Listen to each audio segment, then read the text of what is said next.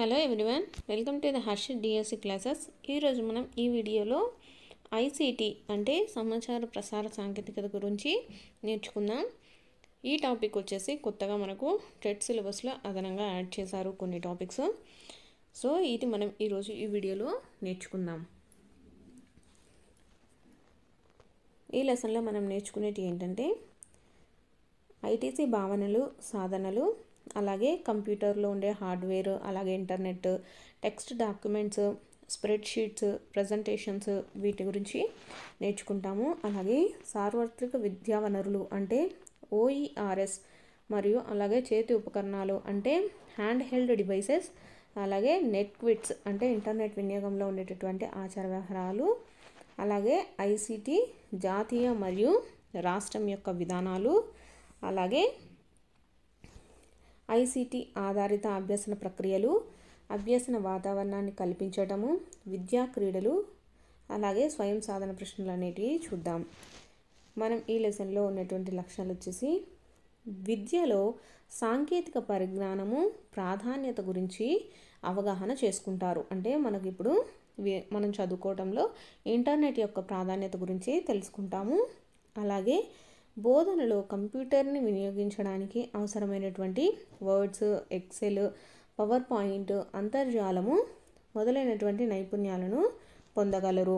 అంటే మనం ఇంటర్నెట్లో మనం బోధించాలి అంటే మనకు కావాల్సినటువంటి వర్డ్స్ కానీ, ఎక్సెల్ కానీ, పవర్ పాయింట్లు అనేటటువంటివి ఎలా ఓపెన్ చేయాలి, దాంట్లో ఫైల్స్ ఎలా అప్లోడ్ చేయాలి, దాని నుంచి మనం ఎలా బోధన చేయాలి అనే అంశాలను మనం నేర్చుకుంటాము. అలాగే వెబ్ సెర్చింగ్ ద్వారా వనరులను సమర్థవంతంగా వినియోగించగల నైపుణ్యాలను పొందుతారు.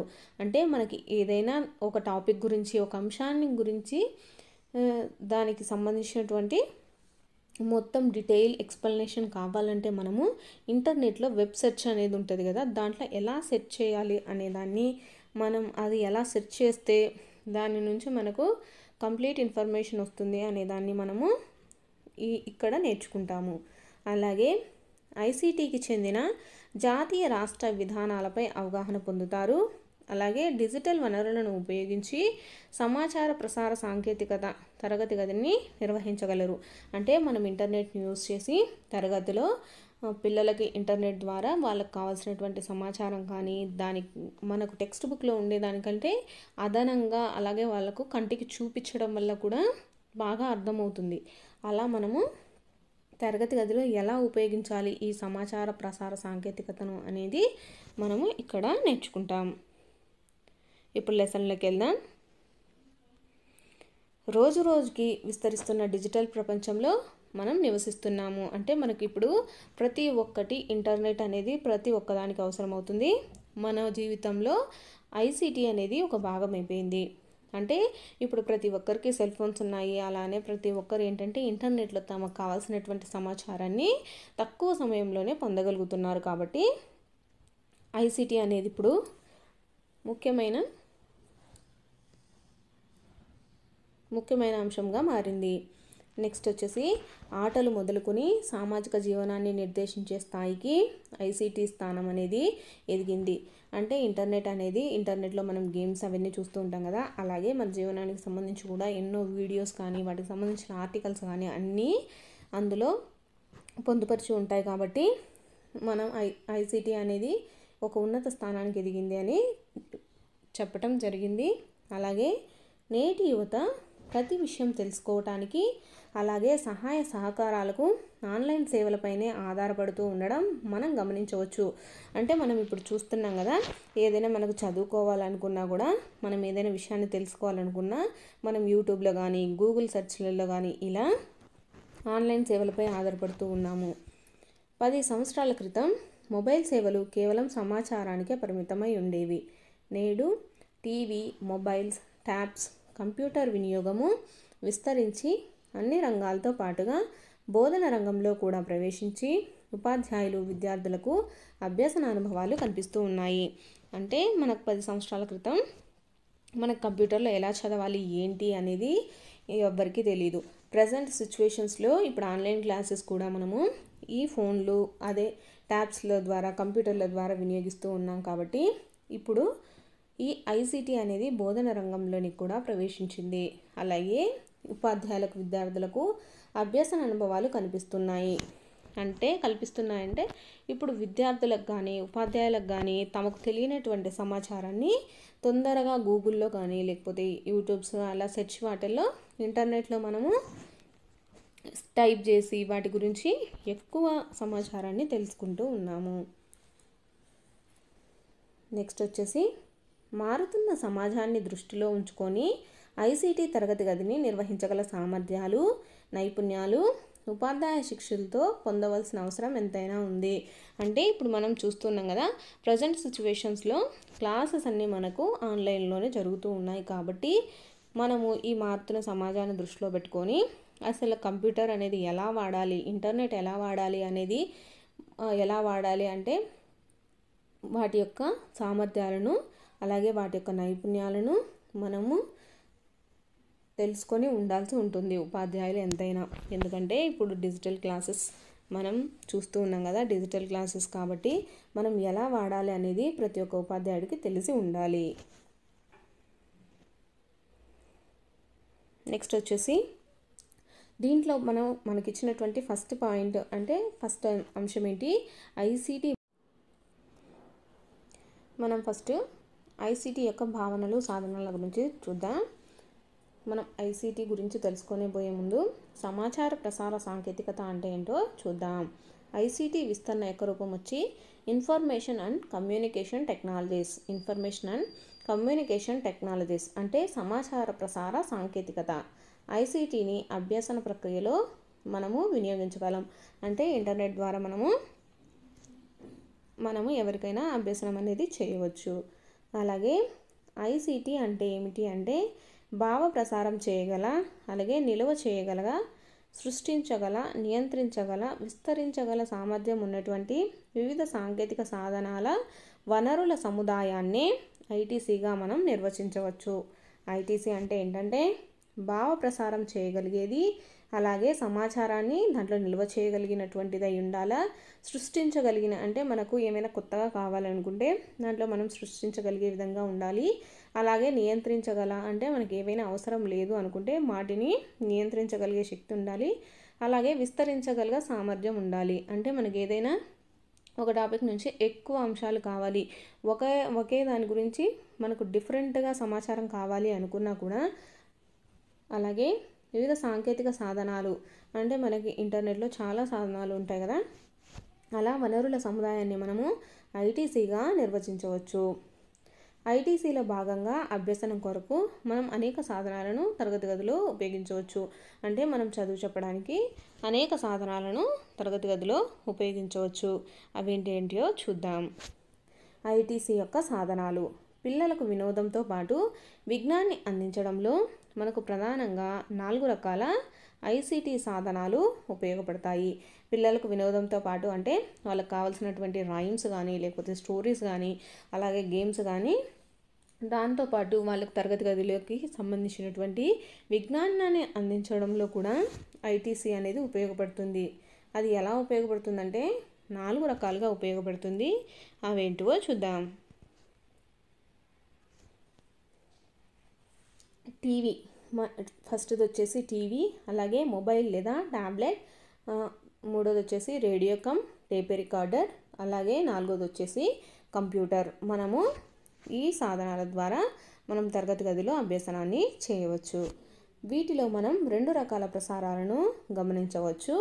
ఫస్ట్ది వచ్చేసి ప్రత్యక్షం అంటే లైవ్, సెకండ్ది వచ్చేసి ముందుగా రికార్డ్ చేయబడినవి అంటే ప్రీ రికార్డింగ్ కూడా మనము దీంట్లో చూడొచ్చు. ఫస్ట్ది వచ్చేసి లైవ్ అంటే ప్రత్యక్ష ప్రసారాలు. అంటే ఇవి నేరుగా సంఘటనా స్థలం నుండి నేరుగా ప్రసారం చేయబడతాయి. అంటే మనం అప్పుడప్పుడు చూస్తుంటాం కదా, ఏదైనా దేని గురించి అయినా లైవ్ అనేది వస్తూ ఉంటుంది. అంటే టీవీలో చూస్తూ ఉంటాం మనం, లైవ్ అనేది ఇస్తూ ఉంటారు. ఆ సంఘటన స్థలంలో నుంచే ప్రసారం చేయబడే వాటిని లైవ్ అంటారు. ఉదాహరణకు వచ్చేసి మనం స్వాతంత్ర దినోత్సవ వేడుకలు చూస్తూ ఉంటాం. చర్చలు, సమావేశాలు కానీ, ఆకస్మిక ప్రమాదాల ప్రభావం కానీ, సునామీ, భూకంపాలు, వరదలు మొదలైన వాటిని మనము టీవీ, రేడియోలలో ప్రత్యక్ష ప్రసారంగా మనం చూడవచ్చు. అంటే మనం టీవీని రేడియోను యూజ్ చేసుకొని ప్రత్యక్షంగా మనము అక్కడ ఏం జరుగుతుంది అనేది మనకు డైరెక్ట్గా అనేది ఆ సంఘటనా స్థలం నుంచే ప్రసారం చేయబడతాయి. కాబట్టి వీటిని ప్రత్యక్ష ప్రసారాలు అంటే లైవ్ అని అంటారు. నెక్స్ట్ వచ్చేసి ముందుగా రికార్డ్ చేయబడిన వాటిని ఏమంటారంటే ప్రీ రికార్డెడ్ అని అంటారు.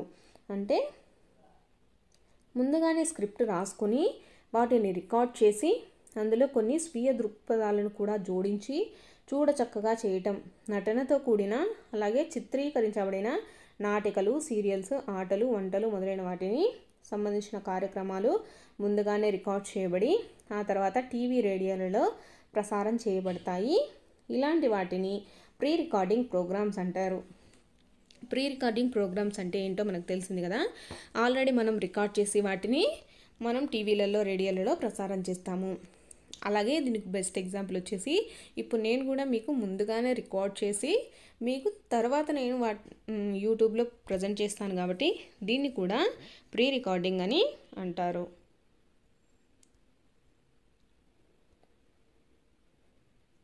అలాగే వివిధ ఐటీసీ సాధనాలు వాటి యొక్క ప్రసార నియమాల గురించి తెలుసుకుందాం. టెలివిజన్ అనేది వన్ వే ట్రాన్స్మిషన్ అంటే మనం జస్ట్ చూస్తూనే ఉంటాము. అలాగే మొబైల్ అనేది టూ వే ట్రాన్స్మిషన్ అంటే మనం ఏమైనా మాట్లాడితే అది మళ్ళీ మనకు రిప్లై ఇస్తుంది కాబట్టి దాన్ని టూ వే ట్రాన్స్మిషన్ అంటారు. అలాగే రేడియో టేప్ అంటే ఓన్లీ వన్ వే ట్రాన్స్మిషన్. అలాగే కంప్యూటర్ కూడా టూ వే ట్రాన్స్మిషన్ అంటే మనం కంప్యూటర్లో ఏదైనా టైప్ చేస్తే దానికి సంబంధించి అది మళ్ళీ మనకు తిరిగి రిప్లై ఇస్తుంది కాబట్టి దాన్ని టూ వే ట్రాన్స్మిషన్ అని అంటాము. అలాగే audio and visual display transmission అంటే మనకు టీవీలో మనము చూడగలము, అలాగే అక్కడ మనకు వాళ్ళు మాట్లాడేది కూడా వినిపిస్తుంది కాబట్టి దాన్ని ఏమంటారంటే audio and visual display transmission అని అంటాము.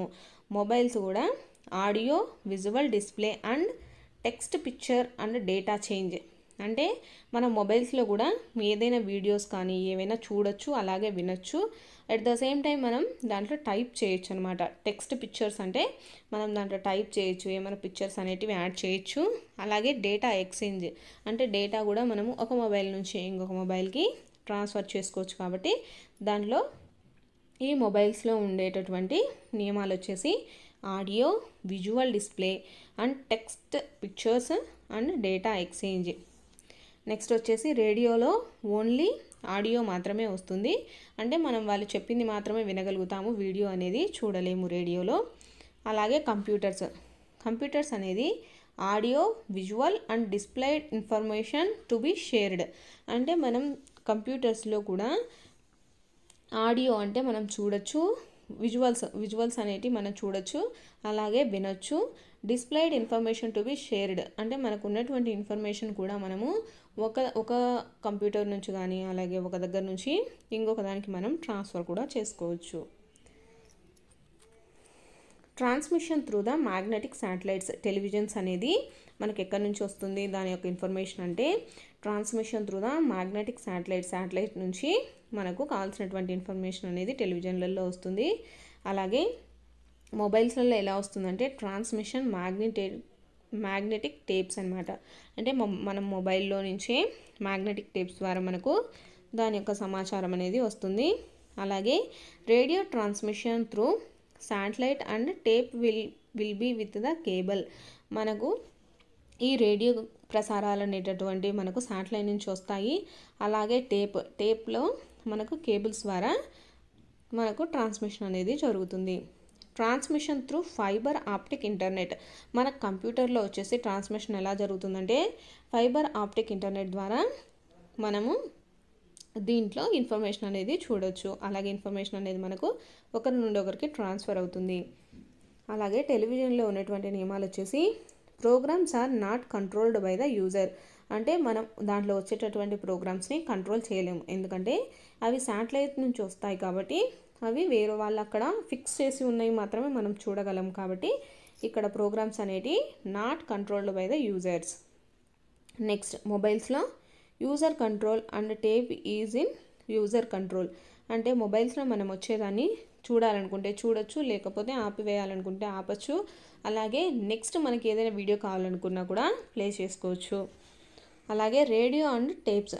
రేడియో అండ్ టేప్లలో కూడా మనము radio programs are not controlled by the users. మనం రేడియోలో ప్రసారమయ్యేటటువంటి ప్రోగ్రామ్స్ని కూడా మనం కంట్రోల్ చేయలేము. ఎందుకంటే అవి ఆల్రెడీ ప్రీ రికార్డింగ్ కానీ లైవ్ చేస్తున్నా కూడా మనం వాటిని కంట్రోల్ చేయలేము. ఎందుకంటే ఆ ట్రాన్స్మిషన్ అనేది మనకు అక్కడ సమాచారం అనేది శాటిలైట్ నుంచి మాత్రమే వస్తుంది కాబట్టి. నెక్స్ట్ కంప్యూటర్లో ఉన్నటువంటి సమాచారాన్ని కానీ మనం కంట్రోల్ చేసుకోవచ్చు. ఎందుకంటే అది మనం మాన్యువల్గా చేసుకుంటాం, అంటే మనం టైప్ చేస్తేనే వస్తుంది కాబట్టి వాటిని మనం కంట్రోల్ చేసుకోగలము. నెక్స్ట్ టెలివిజన్కి కావాల్సినటువంటి ప్రసార నియమాలు వచ్చేసి నీడ్ డిటిహెచ్ యాంటీనా, అంటే మనకు యాంటీనా ఉంటేనే టెలివిజన్ అనేది ప్రసారం అవుతుంది. మొబైల్స్ నీడ్స్ సర్వీస్ ప్రొవైడర్, అంటే మనం ఇలా చూసుకుంటూ ఉంటాం కదా, ఎయిర్టెల్ కానీ ఇలా సిమ్స్ కానీ ఇలా వేసుకొని ఇంటర్నెట్ అనేది మనం బ్రౌజ్ చేసుకోవచ్చు. అలాగే radio and tape inbuilt system for radio and tapes required for the tape record. మనము ఈ రేడియోలో ప్రసార నియమాలు వచ్చేసి ఇన్బిల్ట్ సిస్టమ్, అంటే మనం రేడియోలోనే ఆల్రెడీ ఇన్బిల్ట్ అయి ఉంటాయి కాబట్టి మనం జస్ట్ ఆన్ చేస్తే వచ్చేస్తుంది. అలాగే టేప్ రికార్డ్స్లలో టేప్ రికార్డర్, అంటే మనం వాటిని రికార్డ్ చేసి పెట్టుకోవచ్చు. నెక్స్ట్ కంప్యూటర్లో మనకు వచ్చేసి కంప్యూటర్లో నీడ్ సాఫ్ట్వేర్స్ అండ్ ఇంటర్నెట్. మనకి ఏదైనా దాంట్లో కావాల్సినటువంటి సమాచారాన్ని పొందాలంటే దానికి సంబంధించినటువంటి సాఫ్ట్వేర్స్ కావాలి, అలాగే ఇంటర్నెట్ కూడా కావాలి. నెక్స్ట్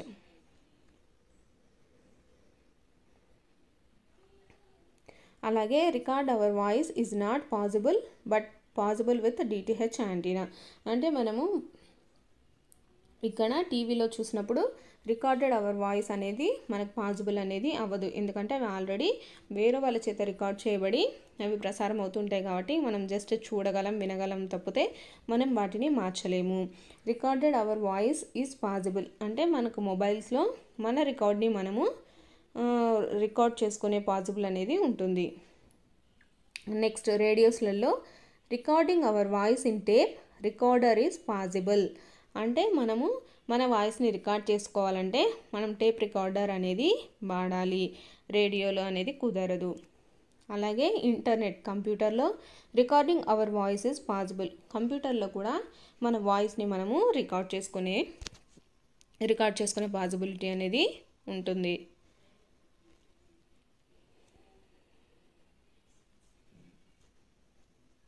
ఇవి ఫ్రెండ్స్ ఫస్ట్ పాయింట్ వచ్చేసి దీంట్లో సాధనాలు అలాగే ఐసిటీ గురించి. సెకండ్ టాపిక్ చూద్దాం.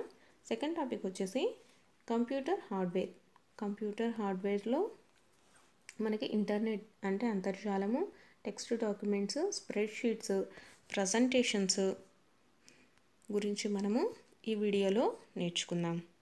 ఆల్రెడీ నేను ఫస్ట్ పార్ట్ చేశాను, ఇంకా ఎవరైనా చూడకపోతే ప్లేలిస్ట్లోకి వెళ్ళి చూడండి. అలాగే మీకు కనుక ఈ వీడియోలు నచ్చినట్లయితే లైక్ చేయండి, సబ్స్క్రైబ్ చేయండి. దీంట్లో మనం ఫస్ట్ వచ్చేసి కంప్యూటర్ హార్డ్వేర్ అంటే ఏంటో చూద్దాం. కంప్యూటర్ హార్డ్వేర్ అంటే ఏంటంటే మానవుని ఊహకందని వివిధ సంక్లిష్టమైనటువంటి అంశాలను వేగంగాను ఖచ్చితంగాను చేయడానికి ఉపయోగపడే యంత్రమే కంప్యూటర్. అంటే మనం ఏదైనా పని చేయాలంటే ఎక్కువ సమయం పట్టేదాన్ని కంప్యూటర్ అనేది మనకు కొన్ని సెకండ్స్లోనే మనకు దానికి కావాల్సినటువంటి సమాధానం ఇస్తుంది. అంటే సంక్లిష్టమైన అంశాలను వేగంగాను అలాగే ఖచ్చితంగాను, అంటే కరెక్ట్గా ఎటువంటి తప్పులు కానీ అవకతవకలు లేకుండా మనకు కావాల్సినటువంటి ఇన్ఫర్మేషన్ అనేది ఇస్తుందన్నమాట. దానికి ఉపయోగపడే యంత్రమే కంప్యూటర్ అని అంటారు. అందులో అంతర్గత పరికరాల గురించి మనము ముఖ్యమైన పరిజ్ఞానాన్ని కలిగి ఉండాలి. అంటే మనం కంప్యూటర్ని యూజ్ చేయాలంటే దాంట్లో ఉన్నటువంటి అంతర్గత పరికరాల గురించి మనం తెలుసుకొని ఉన్నప్పుడు మాత్రమే కంప్యూటర్ని ఎలా వాడాలి, దేనికోసం ఏది వాడాలి అనేది మనకు తెలుస్తుందన్నమాట. నెక్స్ట్ వచ్చేసి కంప్యూటర్ యొక్క లక్షణాలు. కంప్యూటర్ యొక్క లక్షణాలలో ఫస్ట్ వచ్చేసి వేగం అంటే ఏంటంటే కంప్యూటర్కు మనము అందించిన సమాచారాన్ని సూచనలను అనుసరించి అత్యంత వేగంగా మనకు ఫలితాలను ఇస్తుంది. కంప్యూటర్కు ఉన్నటువంటి ఫస్ట్ లక్షణం వచ్చేసి వేగము. అంటే మనకు కావాల్సినటువంటి సమాచారాన్ని, సూచనలను అత్యంత వేగంగా మనకు ఫలితాలను ఇస్తుంది. అంటే ఫర్ ఎగ్జాంపుల్ మనకు లెక్కలకి సంబంధించినటువంటి ఫార్ములాస్ కానీ సొల్యూషన్స్ కానీ మనకు చేత్తో చేయడానికి ఎక్కువ సమయం పడుతుంది. అలాగే మనం కంప్యూటర్లో చేసినప్పుడు చాలా తక్కువ సమయంలో అంటే అత్యంత వేగంగా మనకు కంప్యూటర్ అనేది ఫలితాలను ఇస్తుంది. నెక్స్ట్ కంప్యూటర్ లక్షణం వచ్చేసి ఖచ్చితత్వము. ఖచ్చితత్వం అంటే మనం ఇచ్చిన సూచనలకు అనుగుణంగా దోషరహిత ఫలితాలను ఇస్తుంది. అంటే మనం దానికి ఎలాంటి సూచనలు అయితే ఇచ్చామో దానికి అనుగుణంగా ఎటువంటి తప్పులు లేకుండా కరెక్ట్ ఆన్సర్ని ఇస్తుంది అన్నమాట. నెక్స్ట్ వచ్చేసి నిలువ సామర్థ్యము. మనం పంపిన సమాచారము కంప్యూటర్ మెమరీలో నిల్వ ఉంచే సౌకర్యము ఉంటుంది. అంటే మనం ఏమైనా సమాచారాన్ని కంప్యూటర్కి ఇచ్చినప్పుడు అది కంప్యూటర్ మెమరీలో అలాగే స్టోర్ అయి ఉంటుందన్నమాట. సమాచారం నిల్వ చేసే సామర్థ్యాన్ని బైట్ల రూపంలో కొలుస్తారు. ప్రమాణాలు ఈ క్రింది విధంగా పేర్కొనవచ్చును.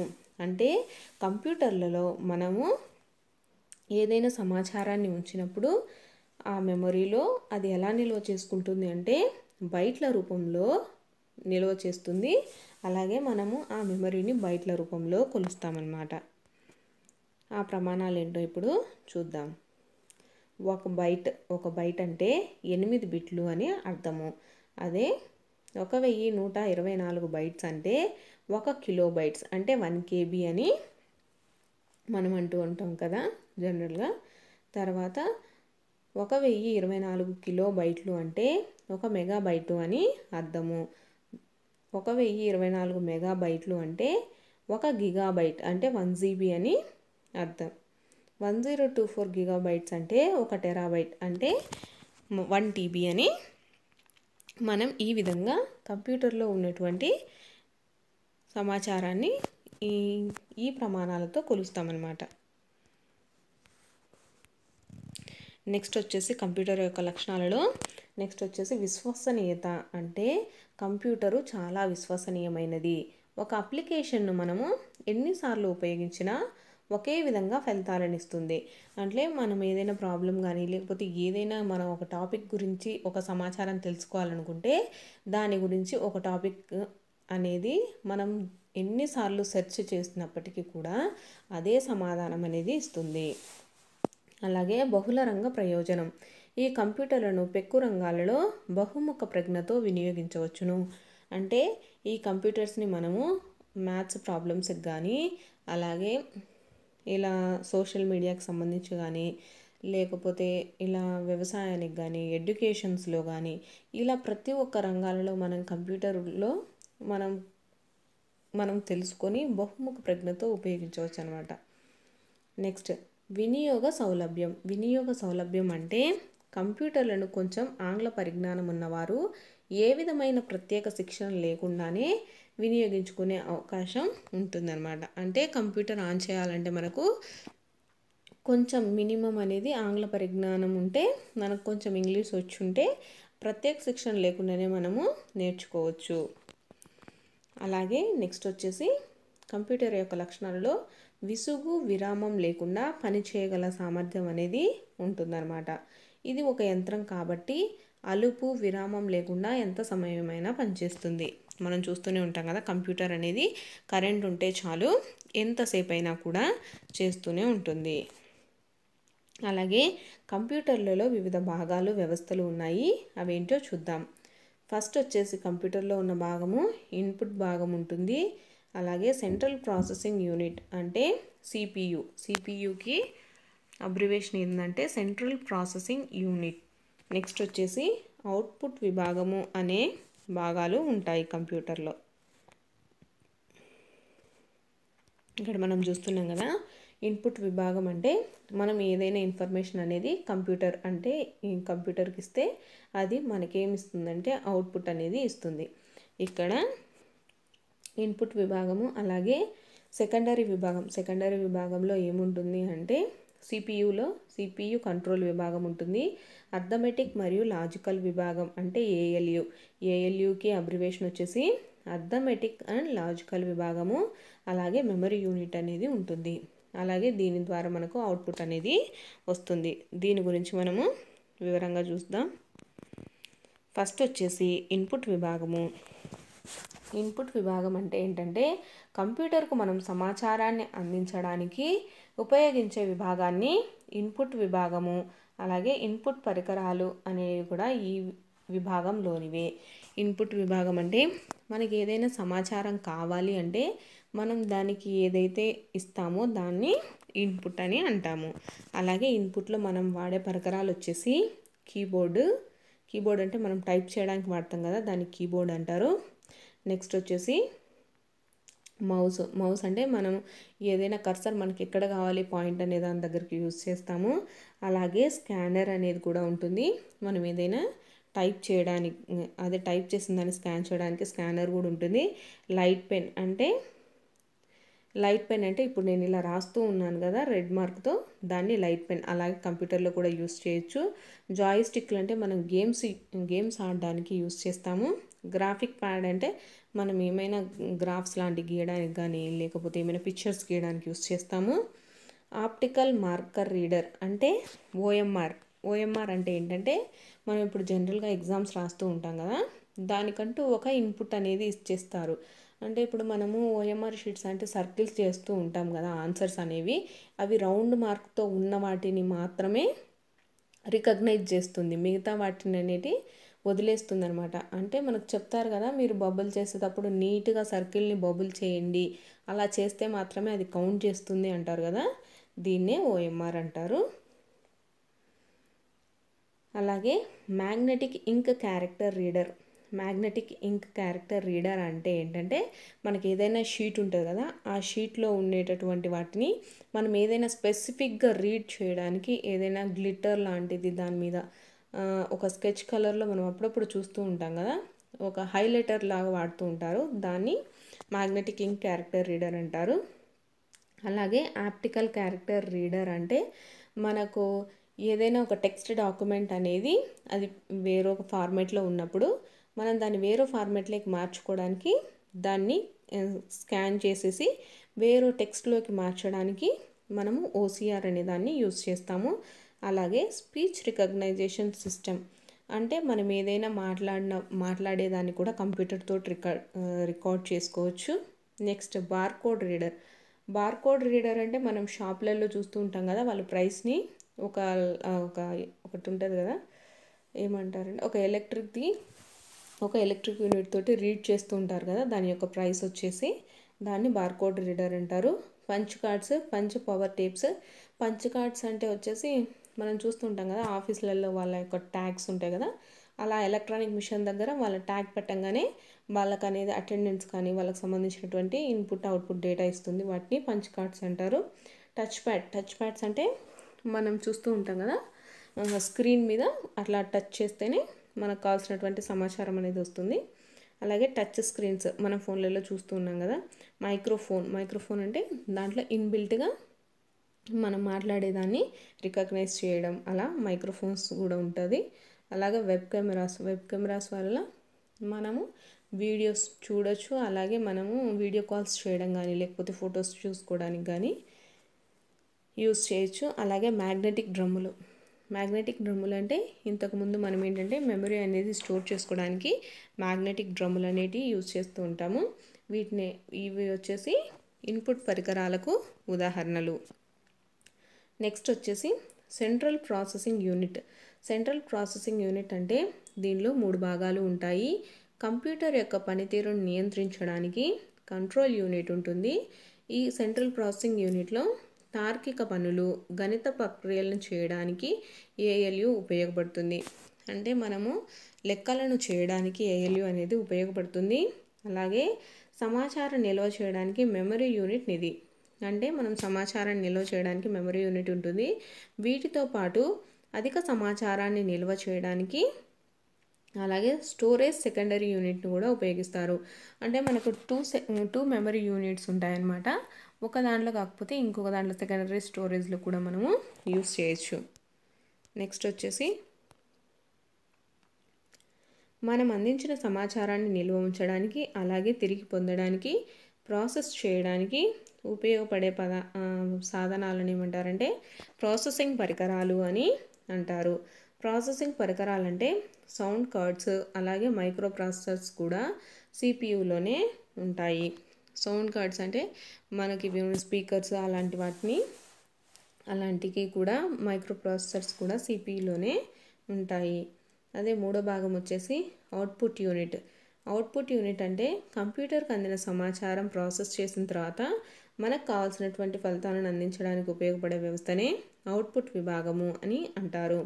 అవుట్పుట్ యూనిట్ అంటే ఏంటంటే మనకు లాస్ట్లో మనం ఏదైనా దానికి సమాచారం ఇచ్చినప్పుడు అది అంతా ప్రాసెస్ చేసి మనకు కావాల్సినటువంటి రిజల్ట్ అంటే లాస్ట్ ఫలితాన్ని ఇచ్చిన దాన్ని ఉపయోగపడే వ్యవస్థను ఏమంటారంటే అవుట్పుట్ విభాగము అని అంటాము. నెక్స్ట్ అవుట్పుట్లో ఉన్నటువంటి పరికరాలు వచ్చేసి ఎల్సిడి, ఎల్ఈసి యూనిట్లు లేదా మానిటర్స్. మానిటర్ అంటే మనం ఏదైనా టైప్ చేసి లేకపోతే ఏదైనా టాపిక్ గురించి అడిగినప్పుడు అది మనకు ప్రాసెస్ చేసి ఇచ్చినప్పుడు టెక్స్టువల్గా మనకు కనిపిస్తూ ఉంది కదా, దాన్ని ఏమంటారంటే మానిటర్ అంటారు. లేకపోతే ప్రింటర్. మనకు ఆ ఫలితాన్ని మనం సపరేట్గా తీసుకోవాలి అంటే మనం పేపర్స్ ద్వారా ప్రింటర్లో తీసుకుంటాం కదా, వాటిని ప్రింటర్స్ అంటారు. ప్రాటర్ అలాగే స్పీకర్స్ అంటే కొంతమంది వాయిస్ లాగా కూడా వాళ్ళ యొక్క ఫలితాన్ని కావాలనుకుంటారు కదా, వాటి స్పీకర్స్ కూడా యూస్ చేయొచ్చు. మొదలైన వాటిని మనకు కావాల్సిన సమాచారాన్ని అందించే అవుట్పుట్ పరికరాలుగా పేర్కొనవచ్చు. ఇప్పుడు అవుట్పుట్ పరికరాలు వచ్చేసి ఎల్సిడి ఆర్ ఎల్ఈసి యూనిట్లు, మానిటర్స్, ప్రింటర్స్, ప్లాటర్, స్పీకర్స్ వీటిని ఏమంటారంటే అవుట్పుట్ యూనిట్స్ అని అంటాము. నెక్స్ట్ వచ్చేసి కొన్ని సాంకేతిక పదాలను ఇచ్చారు, చూద్దాము. ఫైల్. సాంకేతిక పదాలలో ఫస్ట్ వచ్చేసి ఫైల్. ఫైల్ అంటే ఒక చిత్రము, వీడియో, పాట, కార్యక్రమము మొదలైనవి ఒక ఫైల్గా నిల్వ చేయబడతాయి. అంటే మనం ఒక టాపిక్కి సంబంధించినటువంటి ఫైల్స్ అన్నీ ఒక చోట పెట్టుకుంటూ ఉంటాం కదా, వాటిని ఫైల్స్ అని అంటాము. ఫోల్డర్స్ అంటే కొన్ని ఫైళ్ళ సముదాయమే ఫోల్డర్ లేదా డైరెక్టరీ. ఫోల్డర్కి ఇంకొక పేరు వచ్చేసి డైరెక్టరీ అని అంటాము. ఒక ఫోల్డర్లో మరికొన్ని ఫోల్డర్స్ను కూడా ఉంచవచ్చు. ఫోల్డర్ అంటే చాలా ఫైల్స్ ఉంటాయి కదా, చాలా ఫైల్స్ అన్నీ తీసుకొచ్చి మనం ఒక ఫోల్డర్లో దాన్ని ఫోల్డర్ అంటారు. అలాగే ఈ ఫోల్డర్లో చిన్న చిన్న ఫోల్డర్స్ కూడా మనం పెట్టుకోవచ్చు. నెక్స్ట్ వచ్చేసి డిస్క్. డిస్క్ అంటే ఏంటంటే ఫైల్స్, ఫోల్డర్స్ను నిల్వ చేయడానికి ఉపయోగపడతాయి. అంటే మనకు చాలా ఫైల్స్ ఉంటాయి కదా, వాటికి సరిపోయే మెమరీ కంప్యూటర్లో లేనప్పుడు మనం అడిషనల్గా తీసుకుంటాం కదా, హార్డ్ డిస్క్ కానీ, పెన్ డ్రైవ్స్ కానీ, డివిడి ఆర్ సిడీలు కానీ, మెమరీ కార్డ్స్, వీటిని ఏమంటారంటే డిస్కులు అని అంటారు. నెక్స్ట్ వచ్చేసి సాఫ్ట్వేర్లో రకాలు అనేటివి ఇచ్చారు. మనం ఈ సాఫ్ట్వేర్లో ఉండేటటువంటి రకాలను చూద్దాం. కంప్యూటర్ సాఫ్ట్వేర్లు ప్రధానంగా 2 రకాలన్నమాట. ఆ 2 రకాలు వచ్చేసి application softwares, operating system softwares అనమాట. ఆపరేటింగ్ సిస్టమ్ సాఫ్ట్వేర్స్ని మనము సిస్టమ్ సాఫ్ట్వేర్స్ అని అంటాము. ఓఎస్ అంటూ ఉంటాం కదా, వాటిని ఆపరేటింగ్ సిస్టమ్ అని అంటాము. అప్లికేషన్ సాఫ్ట్వేర్ అంటే కంప్యూటర్లో ఒక ప్రత్యేకమైన పనిని నిర్వర్తించడానికి తయారు చేసే సాఫ్ట్వేర్ ప్రోగ్రామ్ని అప్లికేషన్ సాఫ్ట్వేర్స్ అని అంటారు. అంటే మనకు సపరేట్గా ఒక ప్రత్యేకమైనటువంటి పనికి మాత్రమే నిర్వర్తించే వాటిని ఏమంటారంటే అప్లికేషన్ సాఫ్ట్వేర్స్ అంటారు. అప్లికేషన్ సాఫ్ట్వేర్స్కి ఎగ్జాంపుల్ వచ్చేసి MS office, VLC media player, అలాగే వీనా యాప్ అనేది మొదలైనవి. ఆపరేటింగ్ సిస్టమ్ అంటే ఇది కంప్యూటర్ను పని చేయించడానికి ఉపయోగపడుతుంది. కంప్యూటర్లోని ఇతర ప్రోగ్రాములు అంటే అప్లికేషన్ సాఫ్ట్వేర్ని పనిచేయాలంటే ఆపరేటింగ్ సిస్టమ్ అనేది తప్పనిసరి. ఇప్పుడు అప్లికేషన్ సాఫ్ట్వేర్ అంటే ఏంటంటే ఓన్లీ ఒక పనికి మాత్రమే యూజ్ చేసేదాన్ని మనము అప్లికేషన్ సాఫ్ట్వేర్ అంటారు. ఆపరేటింగ్ సిస్టమ్ అంటే ఆ కంప్యూటర్లో ఉన్నటువంటి ప్రతి ఒక్క దాన్ని ఆపరేట్ చేయడానికి యూజ్ చేసేదాన్ని ఆపరేటింగ్ సిస్టమ్ అని అంటారు. ఆపరేటింగ్ సిస్టమ్స్ వచ్చేసి ఎగ్జాంపుల్స్ వచ్చేసి విండోస్, లైనక్స్, దాస్, మ్యాక్ అనేటటువంటివి ఆపరేటింగ్ సిస్టమ్స్ అన్నమాట. అలాగే మొబైల్స్లో అయితే మనకు ఆపరేటింగ్ సిస్టమ్గా ఆండ్రాయిడ్స్, ఐఓఎస్, విండోస్ ఆపరేటింగ్ సిస్టమ్ను మనం గమనించవచ్చు. అదేవిధంగా ఎంఎక్స్ ప్లేయర్, క్యాండీ క్రష్ మొదలైనవి అప్లికేషన్ సాఫ్ట్వేర్స్ మనం ఉపయోగిస్తున్నాము. అంటే క్యాండీ క్రష్ అంటే ఓన్లీ ఒక్క గేమ్, సింగిల్ గేమ్ కాబట్టి అది ఒక అప్లికేషన్ సాఫ్ట్వేర్. ఇవి విండోస్ అనేది ఒక ఆపరేటింగ్ సిస్టమ్. దీని ద్వారా కంప్యూటర్లో ఉన్న వాటిని మొత్తాన్ని మనం ఆపరేట్ చేయొచ్చు కాబట్టి దీన్ని ఆపరేటింగ్ సిస్టమ్కి ఎగ్జాంపుల్గా చెప్పవచ్చు. నెక్స్ట్ వచ్చేసి ఇంటర్నెట్ గురించి చూద్దాం. ఇంటర్నెట్ అంటే అంతర్జాలము. ఇంటర్నెట్ భావన అంటే ఏంటంటే కంప్యూటర్ల అనుసంధానాన్ని నెట్వర్క్ అంటారు. అంటే మనం చాలా కంప్యూటర్లను అనుసంధానం చేసేదాన్ని నెట్వర్క్ అంటారు. ఈ నెట్వర్క్లను మళ్ళీ అనుసంధానించినటువంటి నెట్వర్క్ను ఇంటర్నెట్ అంటారు. అంటే ఈ ఇంటర్నెట్లో చాలా అనేటివి కనెక్షన్స్, చాలా నెట్వర్క్స్ అనేటివి ఉంటాయి. కాబట్టి ఇంటర్నెట్ అనేది కొన్ని మిలియన్ల కంప్యూటర్లకు అనుసంధానం చేయబడిన ఒక ప్రపంచ నెట్వర్క్. ఈ అనుసంధాన ప్రక్రియ ద్వారా ఒకరినొకరు సమాచారాన్ని, వార్తలను, వారి యొక్క అభిప్రాయాలను ఇచ్చిపుచ్చుకుంటారు.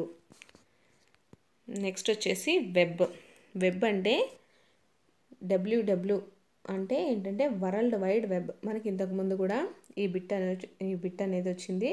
డబ్ల్యూడబ్ల్యూని విస్తరించండి అని ఇచ్చారు. డబ్ల్యూడబ్ల్యూ అంటే వరల్డ్ వైడ్ వెబ్ అని అర్థము. వరల్డ్ వైడ్ వెబ్ అనే మాటలు ఇంటర్నెట్లో అందుబాటులో ఉండే సమాచార సముదాయాన్ని సూచిస్తాయి. దీన్ని సింపుల్గా వెబ్ అని పిలుస్తారు. వెబ్ అనేది ఒక రకంగా లైబ్రరీగా ఉంటుంది. ఇందులో రకరకాల విషయాలపై కోట్లాది పేజీల టెక్స్ట్, బొమ్మలు, శబ్దాలు, కదిలే బొమ్మలు ఉంటాయి. ఈ పేజీలను మనము వెబ్ పేజెస్ అంటారు. అంటే ప్రతి ఒక్క వెబ్ పేజ్కి, అంటే ఈ కంప్యూటర్లో మనం సెర్చ్ చేసే ప్రతి ఒక్కదానికి డబ్ల్యూడబ్ల్యూ అనేది అటాచ్ అయ్యి ఉంటుంది. ఈ డబ్ల్యూడబ్ల్యూలో మనము కోట్లాది పేజీలు అనేది ఉంటాయి. అలాగే బొమ్మలు, శబ్దాలు అనేవి మనం చూస్తూ ఉంటాం కదా. అలాగే ఈ పేజీలు ఇంటర్నెట్తో అనుసంధానం కలిగి వివిధ కంప్యూటర్లలో ఉంటాయి. అంటే ఈ డబ్ల్యూడబ్ల్యూ అని మనం టైప్ చేయగానే ఇప్పుడు ప్రతి ఒక్కరికి, మన దేశంలో కాదు మన ప్రపంచంలో ఉన్నటి వాళ్ళందరికీ అనుసంధానం కలిగి ఉండి వివిధ కంప్యూటర్లలో ఓపెన్ అవుతూ ఉంటాయి. వెబ్ పేజీల మధ్య లింక్స్ అనేటివి ఉంటాయి. ఒక పేజీలోని అక్షరాలు లేదా బొమ్మలపై క్లిక్ చేస్తే అది మిమ్మల్ని మరో పేజీలోకి తీసుకెళ్తూ ఉంటుంది. వెబ్ పేజీలు చూడాలంటే మీకు Microsoft internet Explorer are Google chrome వంటి బ్రౌజర్లు అవసరమవుతాయి. మనకు వెబ్ పేజెస్ అనేటివి ఎక్కడ ఉంటాయంటే జనరల్గా గూగుల్ క్రోమ్ అని ఓపెన్ చేసి మనం ఏదైనా సెర్చ్ చేసేటప్పుడు చూస్తూ ఉంటాం కదా. www అని కొట్టంగానే చాలా పేజెస్ అనేటివి మనకు వస్తూ ఉంటాయి. నెక్స్ట్ అలాగే ఇంటర్నెట్ అంటే ఏంటి, వరల్డ్ వైడ్ వెబ్ గల వ్యత్యాసాలు చూద్దాం. ఇంటర్నెట్ అనేది అనేక నెట్వర్క్లతో కూడిన భారీ స్థాయి నెట్వర్క్ అన్నమాట. మనం ఇదివరకే చూసాం కదా, ఇంటర్నెట్ అంటే అనేక కంప్యూటర్ల సముదాయంతో ఉన్నటువంటి నెట్వర్క్ అని. ఇది ప్రపంచంలోని కోట్లాది కంప్యూటర్లను కలుపుతూ వివిధ ప్రాంతంలోని కంప్యూటర్లు ఒకదానితో మరొకటి సంభాషించుకునేలా నెట్వర్క్ ఏర్పరుస్తూ ఉంటుంది. మరోవైపు డబ్ల్యూడబ్ల్యూలో కోట్లాది పేజీల సమాచారం ఉంటుంది. ఇది ఇంటర్నెట్లో ఒక భాగము. ఇంటర్నెట్లో సమాచారం ఇచ్చిపుచ్చుకునే లేక పంపిణీ చేసే పద్ధతుల్లో ఇది ఒకటి. అంటే ఇంటర్నెట్ అనేది మనకేంటంటే ఇది ఒక కంప్యూటర్లన్నింటిని అనుసంధానం చేసుకొని మనము సంభాషించుకోవచ్చు, అంటే మాట్లాడుకునేలా ఉంటుంది ఇంటర్నెట్ అనేది. వరల్డ్ వైడ్ వెబ్ అనేది అంటే పేజీలకి సంబంధించినటువంటి సమాచారము. అలాగే ఈ సమాచారాన్ని కూడా మనము ఇచ్చిపుచ్చుకోవచ్చు.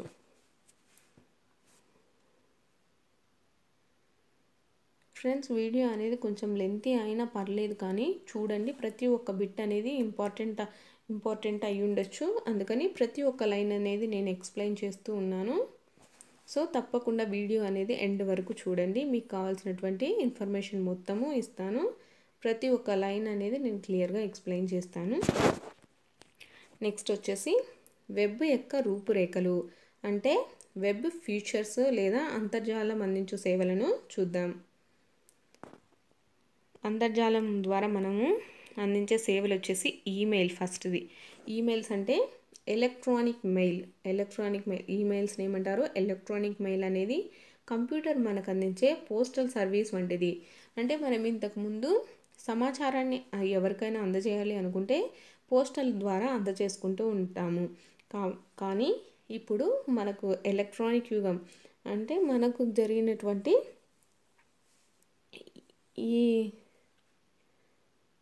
అలాగే మనకు అందించే పోస్టల్ సర్వీస్ వంటిది.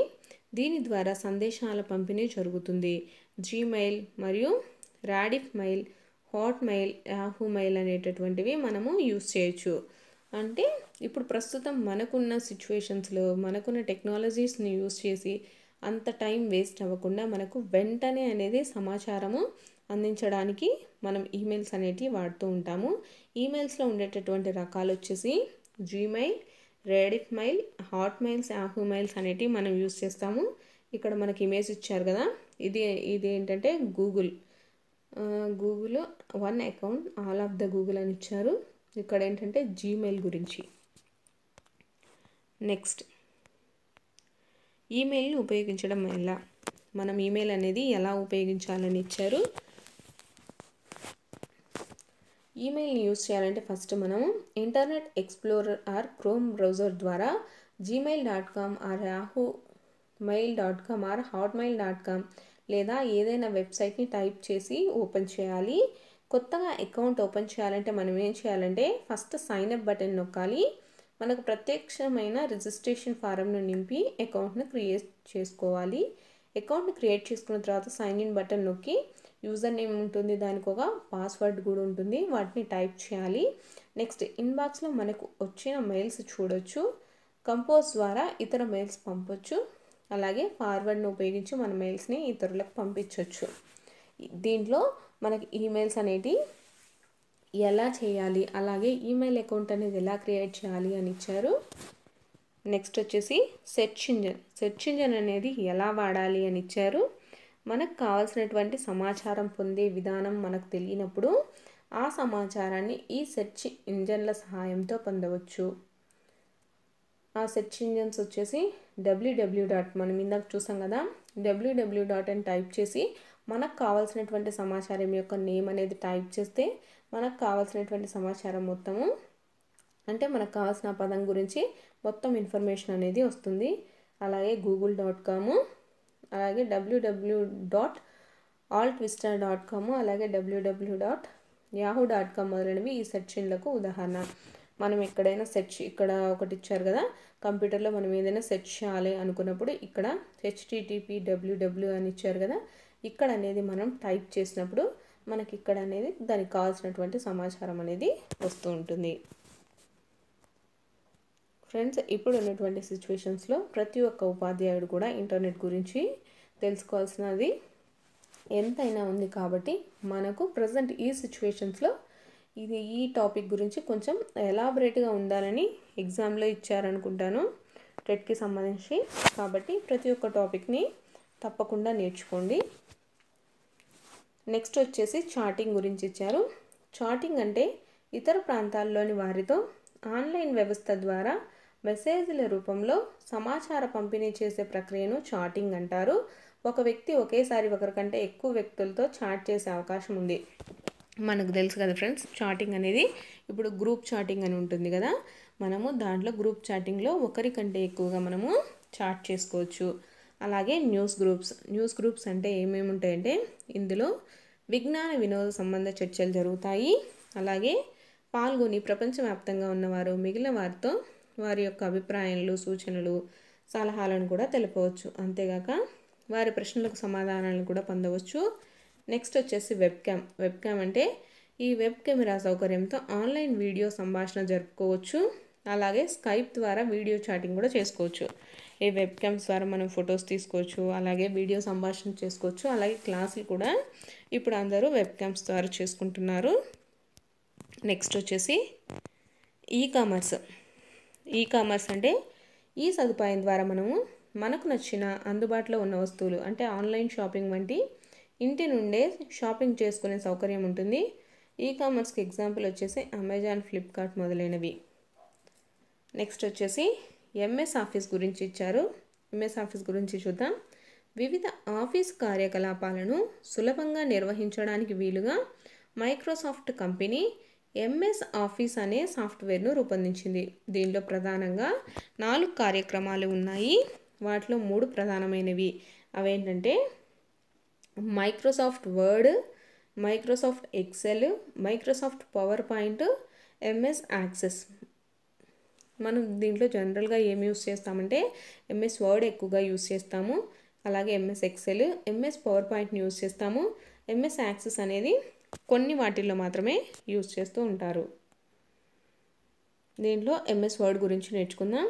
ఎంఎస్ వర్డ్ వర్డ్ ప్రాసెసర్ ప్రశ్నాపత్రాల తయారీ, అలాగే లేఖలు, రిపోర్ట్లు, పట్టికలు, అగ్రిమెంట్లు మొదలైన వాటిని సులభంగాను, అందంగాను, ఆకర్షణీయంగాను తయారు చేయడానికి దీన్ని ఉపయోగించవచ్చును.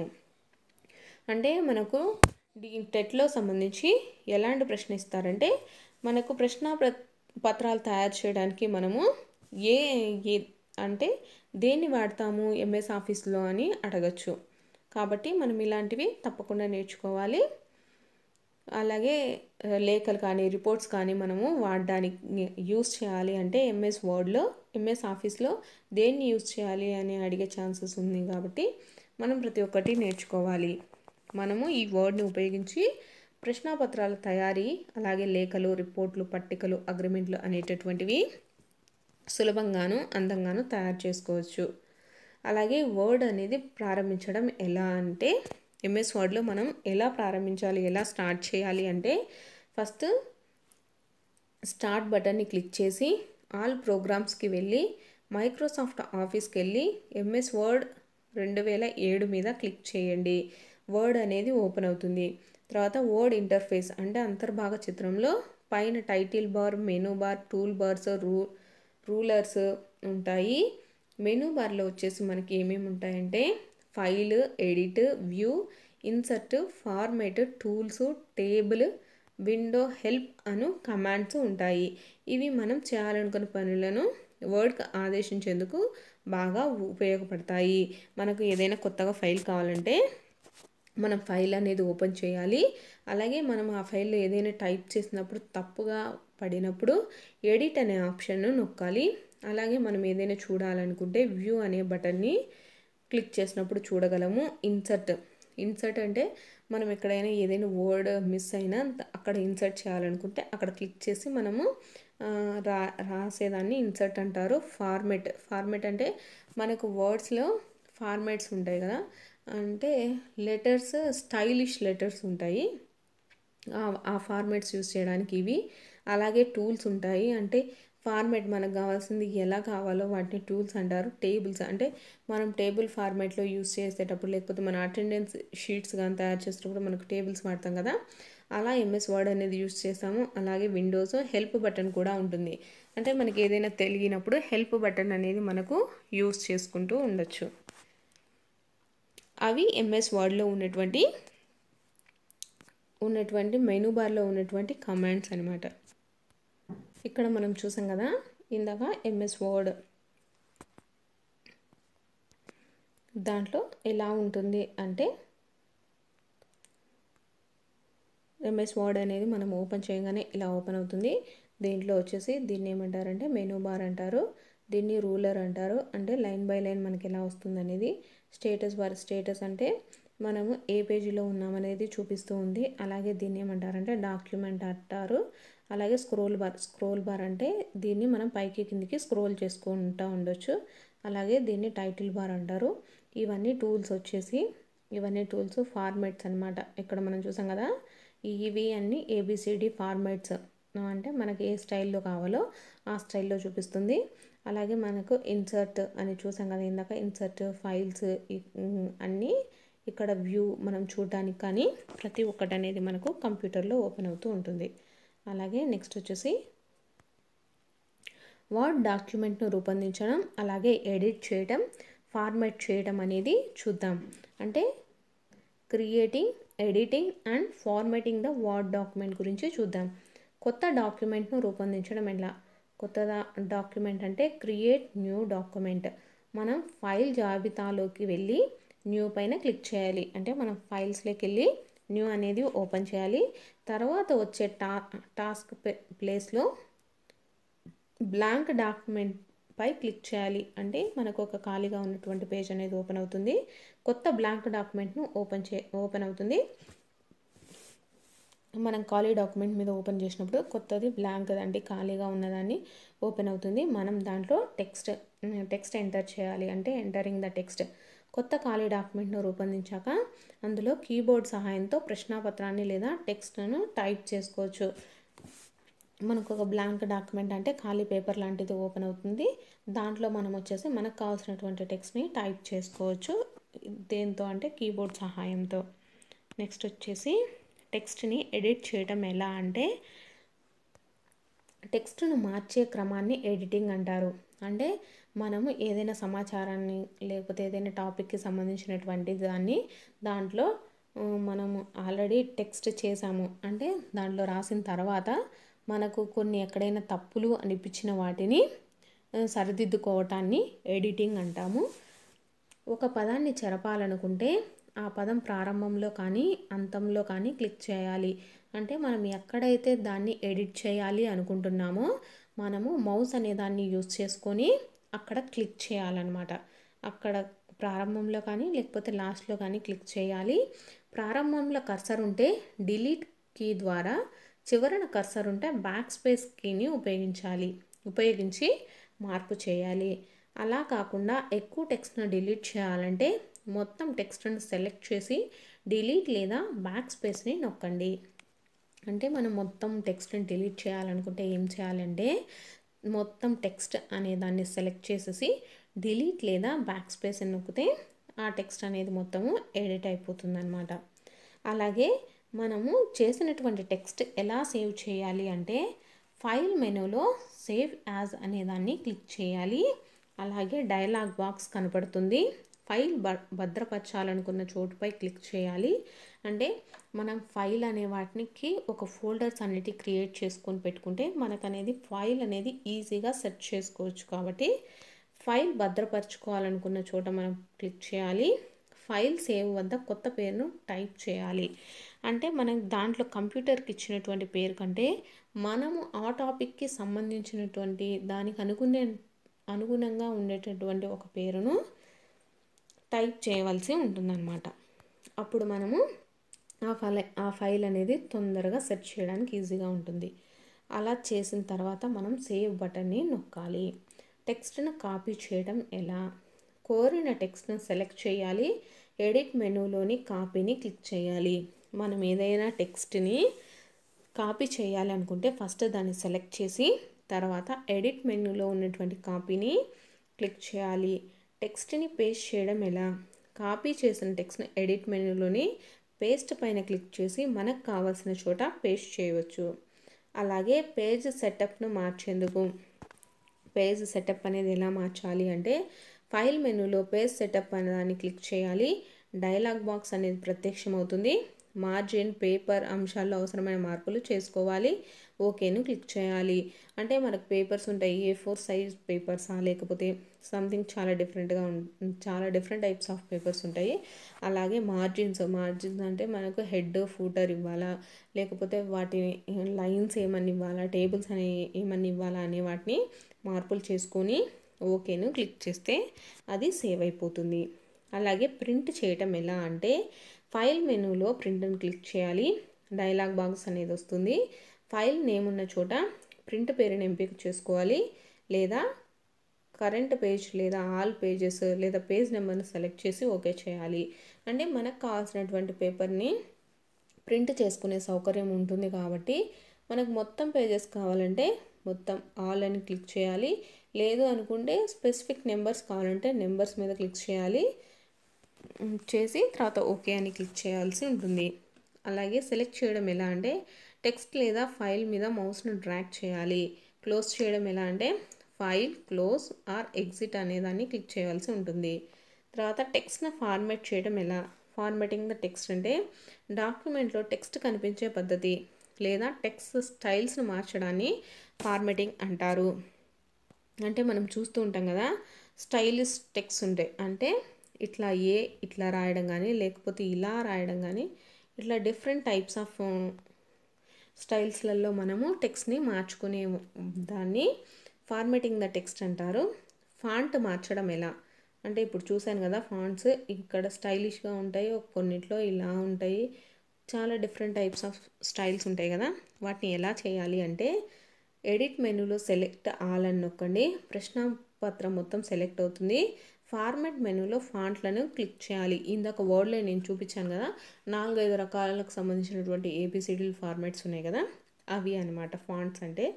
డైలాగ్ బాక్స్లో కావాల్సిన ఫాంట్స్ను సెలెక్ట్ చేయండి. ఓకేని క్లిక్ చేయడం వల్ల అవి మనకు కావాల్సినటువంటి స్టైల్స్లోకి మారుతుంది.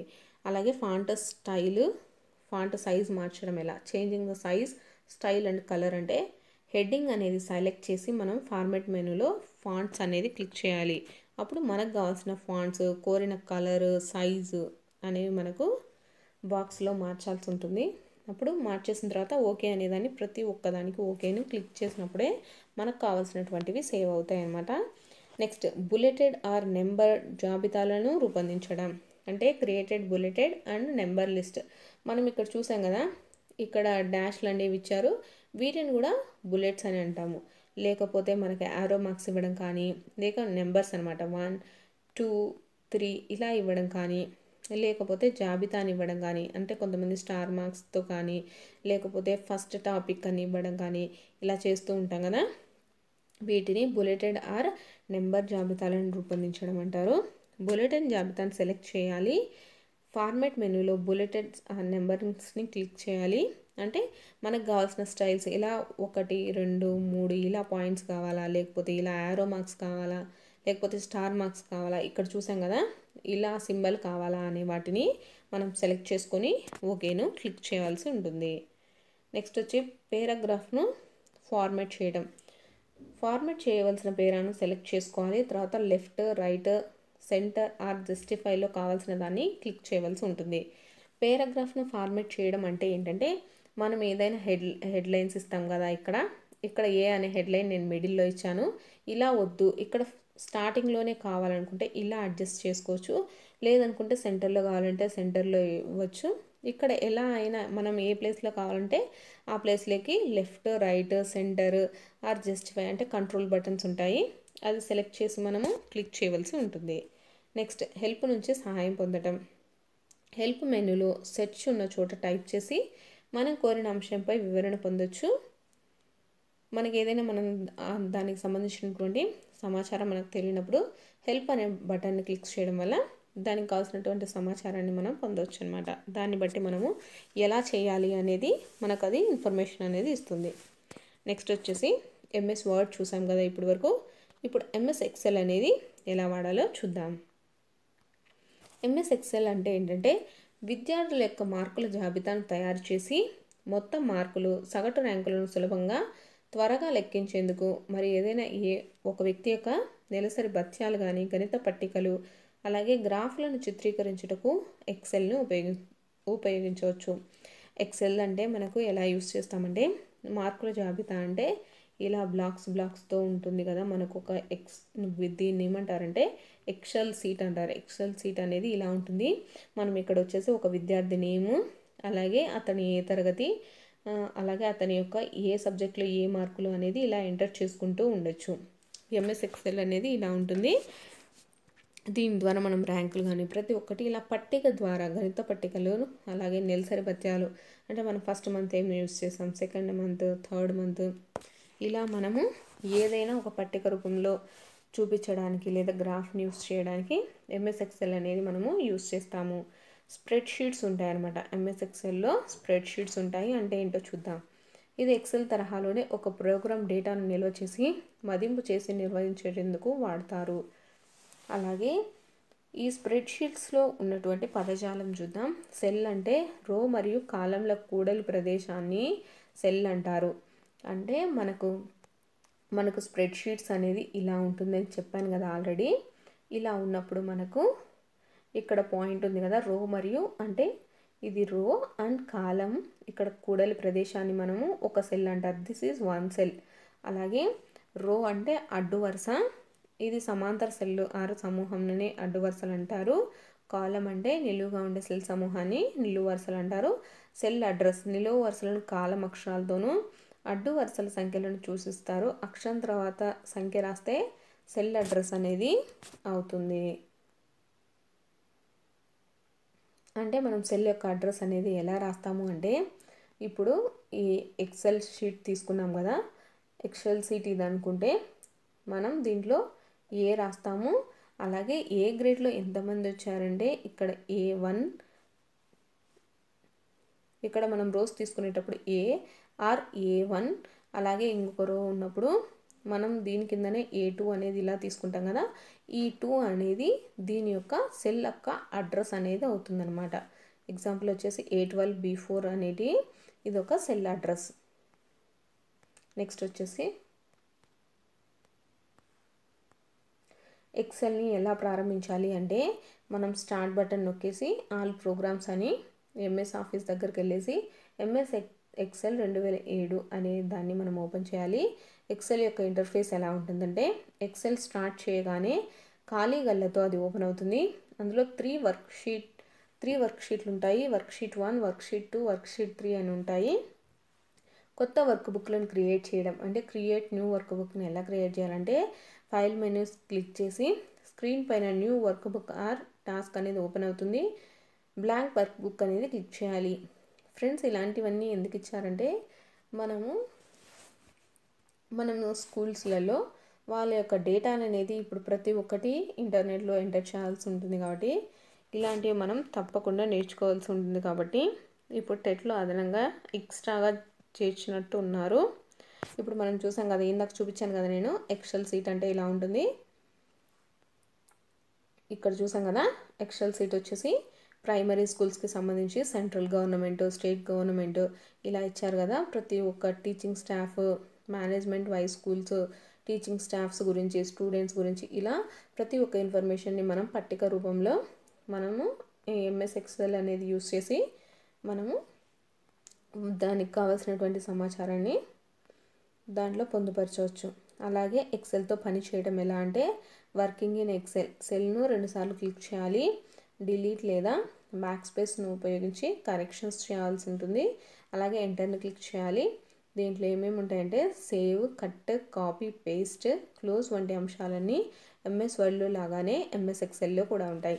సేవ్ బటన్ అంటే మనకు ఫైల్ అనేది కంప్లీట్ అయిపోయిన తర్వాత సేవ్ అనేది బటన్ క్లిక్ చేస్తే అది సేవ్ అయిపోతుంది. కట్ చేయడం అంటే మనకు అనవసరమైనటువంటి దాన్ని కట్ చేయొచ్చు.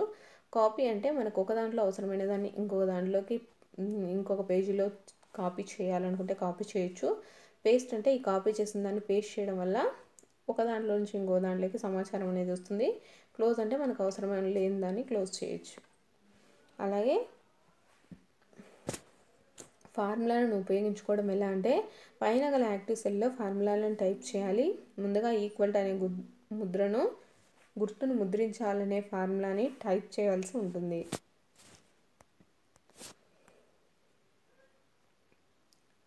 ఇక్కడ ఇచ్చారు కదా, మనం కూడికలు కానీ తీసివేతలు గుణకారం చేసేటప్పుడు మనకు ప్లస్, మైనస్, స్టార్ అలాగే హ్యాష్ లాంటి గుర్తులను ఉపయోగించాల్సి ఉంటుంది. గ్రాఫ్లను సృష్టించడం ఎలా అంటే, క్రియేటింగ్ ద గ్రాఫ్ టూల్స్ని యూస్ చేయాలి. రాధా మార్కులు గ్రూప్లో చూడాలనుకోండి, ఆ మార్కులను సెలెక్ట్ చేయాలి. టూల్ బార్లోని ఇన్సర్ట్ మెనూపై క్లిక్ చేయాలి. చార్ట్ విజార్డ్లో మీరు కోరుకున్న చార్ట్ని ఎన్నుకొని క్లిక్ చేయవలసి ఉంటుంది. నెక్స్ట్ వచ్చేసి అవసరమైన మార్పులను చేసి మనం ఫినిష్ అనేది క్లిక్ చేయాల్సి ఉంటుంది. అలాగే ఫంక్షన్స్తో పనిచేయడం ఎలా, ఫలితం చూపవలసిన సెల్పై క్లిక్ చేయాలి. ఉదాహరణకు వచ్చేసి ES1 అంటే 50 మంది విద్యార్థులు 40 మార్కుల కంటే ఎక్కువ వచ్చిన వారు అనుకోండి. ఇన్సర్ట్ మెనూలోకి వెళ్ళి ఫంక్షన్పై క్లిక్ చేయాలి. డైలాగ్ బాక్స్లో కంటిన్యూ F1ని సెలెక్ట్ చేయాలి. అప్పుడు వచ్చే ఆర్గ్యుమెంట్ బాక్స్లో రేంజ్ ఉంటుంది. E1 to E50 పిల్లుల మార్కులను సెలెక్ట్ చేయాలి. అంటే మనం చూసాం కదా, సెల్స్ అనేటివి ఉంటే E1 to E50 ఉంటాయి. దాంట్లో మనకు కావాల్సినటువంటి వారిని సెలెక్ట్ చేయాలి. క్రైటీరియా వద్ద 40 అని టైప్ చేయాలి. అప్పుడు ఓకేని క్లిక్ చేయాలి. 40 లేదా అంతకంటే ఎక్కువ మార్కులు వచ్చిన విద్యార్థుల సంఖ్య మనకు తెలుస్తుంది. అంటే ఆ డైలాగ్ మొత్తం బాక్సెస్ ఉంటాయి కదా, వాటిల్లో మనం ఇచ్చే రేంజ్ని బట్టి ఎంతమందికి ఎంత తక్కువ మార్కులు వచ్చాయి అనేవి మనకు కర్సర్లో బ్లింక్ అవుతూ ఉంటుందన్నమాట స్క్రీన్ మీద. అలాగే సరాసరిని గణించటము, ఆటో సమ్ని ఉపయోగించడం ఎలా అంటే ఫలితం కావాల్సిన సెల్లో కర్సర్ని ఉపయోగించాలి. ఆటో సమ్ పక్కనున్న బాణం గుర్తును క్లిక్ చేయాలి. మార్క్స్లో యావరేజ్ లేదా మోర్ ఫంక్షన్స్లో మనకు కావాల్సిన గణిత ప్రక్రియలను ఎన్నుకొని క్లిక్ చేయవలసి ఉంటుంది. ఆ సెల్ రేంజ్ యావరేజ్ వస్తుంది. మనకు లాస్ట్ సెల్ రేంజ్ ఉంటుంది కదా, దాంట్లో మనం క్లిక్ చేయడం వల్ల మనకు కావాల్సినటువంటి ఫంక్షన్ అనేది వస్తుంది. రోస్ లేదా కాలమ్స్ని ఇన్సర్ట్ చేయడం ఎలా అంటే మనకు ఇందాక చూసాం కదా, ఎక్సెల్లో మనకి ఇలా స్ప్రెడ్ షీట్ ఉన్నప్పుడు నాకు ఇంకా ఎక్స్ట్రా ఇంకొక సెల్ అనేది ఇక్కడ కావాలి అనుకుంటే మనం ఎలా ఇన్సర్ట్ చేయాలి ఇక్కడ అని మౌస్ పాయింటర్ను రో లేదా కాలం హెడ్డింగ్ వద్ద ఉంచాలి. మనం ఇక్కడ కాలం హెడ్డింగ్ వద్ద ఉంచేసి ఇన్సర్ట్ మెన్యూలో రో లేదా కాలంని క్లిక్ చేయవలసి ఉంటుంది. కొత్త రో లేదా కాలం వచ్చి అప్పుడు నాకు ఇక్కడ క్లిక్ చేయడం వల్ల ఇక్కడ అనేది ఇంకొక ఎక్స్ట్రా కాలం అనేది వస్తుంది. నెక్స్ట్ వచ్చేసి ఇప్పటి వరకు మనకు ఎంఎస్ వర్డ్ చూసాము, అలాగే ఎంఎస్ ఎక్సెల్ చూసాం కదా. ఇప్పుడు ఎంఎస్ పవర్ పాయింట్ అనేది ఎలా యూస్ చేయాలనేది చూద్దాం. ఏదైనా ఒక టెక్స్ట్ని అందంగా ఆకర్షణీయంగా చూపర్లకు అతి తక్కువ సమయంలో అర్థవంతంగా చూపడానికి ఉపయోగపడేటట్లు ఈ కంప్యూటర్లో చేసే చిత్రీకరణను ఎంఎస్ పవర్ పాయింట్ అంటారు. అంటే ఎంఎస్ పవర్ పాయింట్ అంటే ఏంటంటే మనం ఏదైనా చాలా పెద్ద సమాచారం అంటే మినిమం ఒక 20 పేజెస్ అనుకోండి, వాటిల్లో ఉన్నటువంటి ఇంపార్టెంట్ పాయింట్స్ని హెడ్డింగ్ టైప్లో మనం ఒక పవర్ పాయింట్ ప్రజెంటేషన్ కింద దాంట్లో ఉన్న హెడ్డింగ్స్ ఒక్కటే మనం దాని మీద ఒక అందంగా అర్థవంతంగా ఒకేసారి ఒక టాపిక్ అనేది చూడంగానే అసలు దాంట్లో ఉండేటటువంటి సమాచారం ఏంటి అని తెలుసుకునేటట్లు మనము ఏదైనా టాపిక్ని సెలెక్ట్ చేయాలి అనుకుంటే మనము ఎంఎస్ పవర్ పాయింట్ అనేది యూస్ చేయొచ్చు. అలాగే ఈ ఎంఎస్ పవర్ పాయింట్ వల్ల ఉపయోగాలు వచ్చేసి పవర్ పాయింట్ ప్రజెంటేషన్ ప్రొజెక్టర్ సహాయంతో ఎక్కువ మందికి చూపించడానికి వీలవుతుంది. మనం స్కూల్స్లలో చూస్తుంటాం కదా, మనకి ఏదైనా ఒక విషయం గురించి చాలామందికి తెలియాలంటే ప్రొజెక్టర్ మీద కానీ అలాగే మనం గోడ మీద కానీ ప్రొజెక్ట్ చేసి మనం చాలామందికి చూపించడానికి వీలవుతుంది. ప్రేక్షకులకు హ్యాండ్అవుట్ రూపంలో కూడా దీనిని అందించవచ్చు, అంటే ప్రింట్అవుట్ రూపంలో కూడా అందించవచ్చు. దీనిని బొమ్మలు, రంగులు, టెక్స్ట్, సౌండ్ క్లిప్స్ లేదా యానిమేటెడ్ వస్తువులను ఉపయోగించి ఆకర్షణీయంగా తయారు చేయవచ్చు. మనం చూస్తూ ఉంటాం కదా, ఏదైనా పెద్ద పెద్ద కంపెనీస్ వాళ్ళు కూడా ప్రతి ఒక్కటి ఎక్స్ప్లెయిన్ చేయడానికి పవర్ పాయింట్ ప్రజెంటేషన్ని యూస్ చేస్తూ ఉంటారు. దానివల్ల మనకేంటంటే చాలామందికి తను చెప్పాల్సినటువంటి సమాచారం అనేది రీచ్ అవుతుంది. అలాగే దాంట్లో మనము ఆకర్షణీయంగా అందంగా కనిపించడానికి బొమ్మలు, అలాగే రంగులు కానీ, టెక్స్ట్ కానీ, సౌండ్ క్లిప్స్ కానీ యాడ్ చేయొచ్చు. ఎప్పుడైనా ఎంఎస్ పవర్ పాయింట్ని మనము ఎడిట్ చేసుకొని మార్పులు చేసుకోవడానికి వీలవుతుంది. అలాగే పాఠాలను కూడా రూపొందించవచ్చు. పవర్ పాయింట్ని మనం ఎలా స్టార్ట్ చేయొచ్చు అంటే స్టార్ట్ అనే బటన్ కూడా నొక్కేసి all programs, MS office, MS PowerPoint అనే దానికి వెళ్ళాలి. ఇక్కడ మనం చూసాం కదా,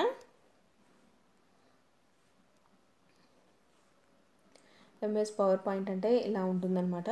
దీని ఒకటి మనం కంప్యూటర్లో ఓపెన్ చేయగానే ఎంఎస్ పవర్ పాయింట్ అనేది ఇలా ఓపెన్ అవుతుంది. ఇదేంటంటే ప్రజెంటేషన్ 1 అని ఉంది కదా, ఇక్కడ హోమ్ బటన్ ఉంది, అలాగే insert, design, animations, slide show అంటే ఒకదాని తర్వాత మనకు ఒకటి స్లైడ్స్ రావాలనుకుంటే ఇక్కడ పేజ్ 1 స్లైడ్స్ ఉన్నాయి కదా, ఇది ఫస్ట్ స్లైడ్ అనమాట. మనకు నెక్స్ట్ స్లైడ్ కావాలంటే మళ్ళీ ఈ స్లైడ్స్ మీద నొక్కితే ఇంకొక స్లైడ్ అనేది ఓపెన్ అవుతుంది.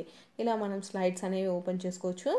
అలాగే రివ్యూ అంటే మనము ఇక్కడ స్లైడ్స్ అన్నీ ఉంటాయి కదా, ఈ ప్లేస్లో స్లైడ్స్ అన్నీ 1, 2, 3 ఇలా ఉంటాయి. మనం రివ్యూ అంటే మళ్ళీ చూడాలి అనుకుంటే ఇక్కడ నేను ఇప్పుడు ఫస్ట్ చేస్తున్నాను కదా, సెకండ్ది కావాలి అనుకుంటే ఇక్కడ సెకండ్ దాని మీద క్లిక్ చేస్తే దాన్ని రివ్యూస్ చూడొచ్చు. అలాగే థర్డ్ దాని మీద కూడా మనము క్లిక్ చేసినప్పుడు ఈ మూడో దాంట్లో మనం చేసినటువంటి పవర్ పాయింట్ను చూడవచ్చు. దీంట్లో ఫస్ట్ ఇది ఒక పేజ్ అనేది ఓపెన్ అవుతుంది. ఫస్ట్ పవర్ పాయింట్లో ఇక్కడ క్లిక్ టు యాడ్ టైటిల్ అని ఉంటుంది. మనం దానికి కావాల్సినటువంటి ఒక టైటిల్ చేయొచ్చు. అలాగే click to add sub title అంటే ఇది ఇక్కడ ఏదైనా ఒక సమాచారం గురించి దాని యొక్క హెడ్లైన్ ఇచ్చేసి దాని కింద దీని యొక్క పూర్తి సమాచారాన్ని మనం ఇవ్వచ్చు. అలాగే కట్, కాపీ, హోమ్ బటన్ అన్నీ చూస్తూ ఉన్నాం కదా, దీనికి కావాల్సినటువంటి టూల్స్ అన్నీ ఇక్కడ ఉంటాయి. అలాగే పేజ్ ఫార్మాట్స్ కానీ, అలాగే ఫాంట్స్ కానీ, స్లైడ్స్ కానీ, పారాగ్రాఫ్స్ కానీ, డ్రాయింగ్స్ మనం ఎలా ఎడిట్ చేయాలి అనే ప్రతి ఒక్క పాయింట్స్ అనేటువంటివి ఇలా ఎంఎస్ పవర్ పాయింట్ అనేది ఉంటుంది. నెక్స్ట్ వచ్చి పవర్ పాయింట్లో ఉండేటటువంటి మెనూస్ చూద్దాము. ఇందాక చూపించాను కదా already. File, edit, view, insert, format, tools, slide show, window, help మెనూలు ఉంటాయి. ఒక్కొక్క మెనూలో ఉన్న కమాండ్స్ని క్లిక్ చేసినప్పుడు దాని అనుగుణంగా ఆ పవర్ పాయింట్ అనేది పనిచేస్తూ ఉంది. ప్రజెంటేషన్ తయారు చేయడం ఎలా? క్రియేటింగ్ దే ప్రజెంటేషన్ అంటే ఏంటంటే, ఫైల్ మెనూలో మనం న్యూ అనేది క్లిక్ చేసినప్పుడు ఇలా ఇందాక చూపించాను కదా, ఒక ఫైల్ అనేది ఓపెన్ అవుతుంది. వచ్చిన టాస్క్ పైన బ్లాంక్ ప్రజెంటేషన్ క్లిక్ చేయాలి. ఒక ఖాళీ ఉన్న సింగిల్ స్లైడ్ వస్తుంది. ప్రతి స్లైడ్కు ఒక ప్రత్యేకమైన లేఅవుట్ వస్తుంది. ఎగ్జాంపుల్ వచ్చి టైటిల్ స్లైడ్ మనం చూసాం కదా. ఫస్ట్ టైటిల్ స్లైడ్ అని ఉంటుంది, తర్వాత దానికి సంబంధించినటువంటి సెకండ్ స్లైడ్ వస్తుంది. మనకు కావాల్సిన స్లైడ్స్ అన్నీ ఉంటాయి దాంట్లో. నెక్స్ట్ వచ్చేసి టైటిల్ స్లైడ్లో క్లిక్ టు యాడ్ టైటిల్ అని ఉంటుంది. ప్రదేశంలో టైటిల్ను టైప్ చేయాల్సి ఉంటుంది. టెక్స్ట్ని టైప్ చేసిన తర్వాత వెలుపల ఎక్కడైనా క్లిక్ చేయాలి. సబ్ టైటిల్ వద్ద మీ పేరును టైప్ చేసుకోవాలి. ఇన్సర్ట్ మెనూ పైన స్లైడ్స్ అని క్లిక్ చేయాలి. స్లైడ్ లేఅవుట్స్ కనిపిస్తాయి. కావాల్సిన స్లైడ్లను సెలెక్ట్ చేసుకోవాల్సి ఉంటుంది. ఎగ్జాంపుల్ వచ్చేసి text layout or title and text అని అడుగుతుంది. అవసరమైన సమాచారాన్ని స్లైడ్లో మనం టైప్ చేయాల్సి ఉంటుంది. ఎంటర్ నొక్కినప్పుడు ఇన్వర్స్ పాయింట్ అంటే కర్సర్ అనేది తదుపరి బుల్లెట్కు చేరుతుంది. మన కర్సర్ ఉంటుంది కదా, మనం టెక్స్ట్ చేసేటప్పుడు మన కర్సర్ అనేది మనం ఎక్కడ అయితే టైప్ చేయాలనుకుంటామో అక్కడ కర్సర్ పెట్టేసి మనం టెక్స్ట్ అనేది ఎంటర్ చేయవలసి ఉంటుంది.